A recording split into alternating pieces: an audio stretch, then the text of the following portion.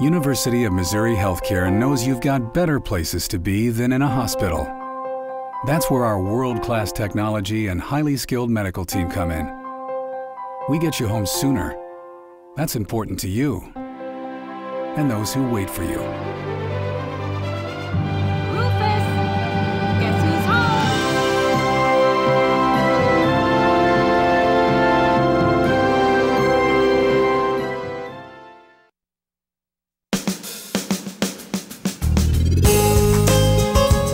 And welcome to Radio Friends, Tuesday, April the 24th, and we're going to talk about 4-H today. And let's start first of all with Steve Henness. Good to have you here, Steve. Thank you, Paul. Steve is a state 4-H youth specialist in MU Extension 4-H Center. And you were on with us once before, but you brought a couple of guests today too. Yeah. Let's start before we turn to our 4-Hers. Let's talk a little bit about 4-H in general. Sure. 4-H is the largest youth development organization actually in the country, in the world. In the world? Yeah. It's expanding into new areas around the world, Africa, Southeast Asia. Very exciting. And we've got some great people working on that. But of course, it's been around here in Missouri over 100 years and is in every county. Of course, you think of 4-H with the county fairs all the time, and that's a big part of the county fairs, correct? It is. Yeah. But 4-H is expanding, and it's reaching young people, enabling them to do things that would not be possible if it were not for 4-H. That's right, yep. And here today, Paul, we are focusing on some new program areas. Summer is right around the corner. We know kids in Boone County and around Missouri are maybe thinking about a lemonade stand, thinking about babysitting, a lawn mowing business, and entrepreneurship is actually a newer area of 4-H that we're trying to support. In 4-H, you can work with kids about starting a lawn mowing business, starting a lemonade stand. You're kidding me. Yeah, no, they're doing it, and you know these are some areas that they are interested in, some projects they've taken, and so entrepreneurship is an excellent add-on project to help them try to explore how can I take that skill or that interest and earn some income for myself over the summer or while I'm still in now, school. if you start a little business like that, if a young person starts a lemonade stand or lawn care business, do they have to have a license to do this? I read a story last year. You know what I'm going to talk about? The kid that started the lemonade stand. It wasn't here in Columbia. It was some other city. And they shut him down because he didn't have a license. He was, what, a 7 or 8 year old kid? Yeah.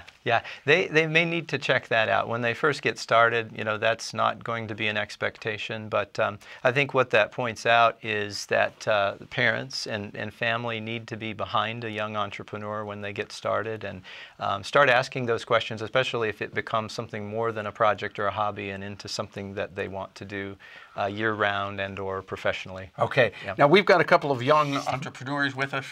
Well, one in particular and another colleague. Lakrista Souders, welcome to Radio Friend, Lakrista, and Orin Pogue. It's a pleasure to have both of you here. Now, Lakrista, you're Rockbridge 4-H Club, right? And Orin, you're 4-H Youth Programs Assistant. Yep, here in Boone County. In Boone County, okay. Lakrista, you were on our television show twice, in kindergarten many years ago, and then with 4-H when you were in middle school? Yep. You Gifts in a Bottle. Gifts in a Jar, yep. Gifts in a Jar, I remember that. But what do you want to talk about today? Well, today I actually, with entrepreneurship, I have started my own business called Law Creations, and I bake and decorate cakes and sell them. It's called Law Creation. So how do you go about marketing your business? Well, right now it's mainly with my friends and family. I tell them that I'm making cakes, and really they come to me. I'm getting ready to make a wedding cake that's tree stumps for a family. A tree stump wedding cake. Okay, so that's unique. You probably couldn't go and only with 4-H would you get a tree stump wedding cake. Are there going to be little termite holes in the tree stump wedding cake? No, there's actually going to be one big one, and it's going to have a heart with the wife and husband's initials in it, and then 2 little ones for the wife's 2 daughters. Oh, that's nice. So it's going to look like the initials are carved into the tree stump? So how does one make a tree stump wedding cake? Well, my mom, she's kind of my partner in this, and so we were thinking maybe taking the bottom half, since it's going to be a pretty big tree stump, making it styrofoam, and then putting just a few layers of cake on it, and then kind of making a tan color icing, and then putting some darker, making it look like bark. Oh, that's icing. neat. That is neat. So is this the first time you've done this? First time I've ever made a tree stump. Okay. Now, if somebody listening today wants you to make a palm tree wedding cake or some other type of cake, well, how can they get in touch with you? Well, I do have a Facebook page called Law Creations, Okay. and then my contact information is on there. So go to Facebook. So how do you get to it? You go to Facebook, type in LAK Creation or LAKREATION. Uh-huh. Yeah. And it's spelled just like my name, pretty much. Okay. And then are you going to have pictures of the tree stump wedding cake on the Facebook? After I make it, yep. Okay. All right. Well, good luck to it. Now, Orin, you want to mention something too? I just want to mention that if anybody is interested in Boone County, anybody out there listening knows some young people that are interested in joining 4-H, they can give us a call at the Boone County Extension Center at any time.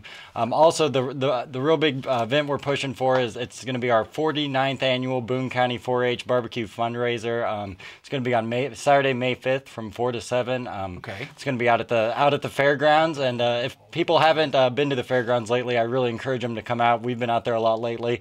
They're doing a lot of renovation stuff. Isn't it going to have a new name too? It does have a new name, and I should have written that down and brought it with me. But it's got a new. But we know what it is. It's the got Boone a new name. It's got a new look. They're really working hard to clean up the fairgrounds. So I encourage anybody if they can make it out on May 5th. We'll feed them good, and it'll be a good So what are you chance to gonna get have? out. For $8, you either get a half a chicken or a 12-ounce pork steak, all the fixins, pie, sweets.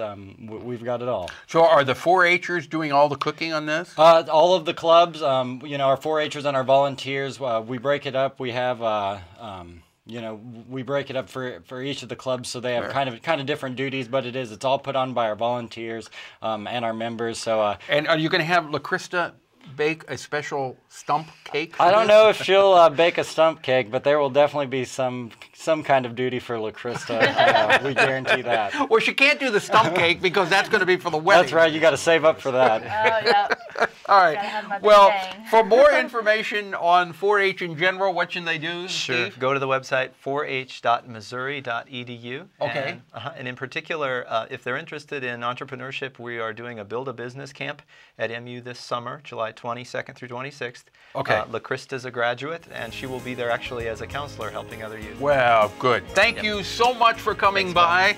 Good to see you again, Lakrista. Orin, Thank you, Paul. And I can't wait to see that tree stump wedding cake. We're Okay. excited to make it. Yes, we're out of time for today. Our program directed by Travis McMillan of the Reynolds Journalism Institute. Audio is Pat Akers from KBIA. Our floor director is Danny Madison.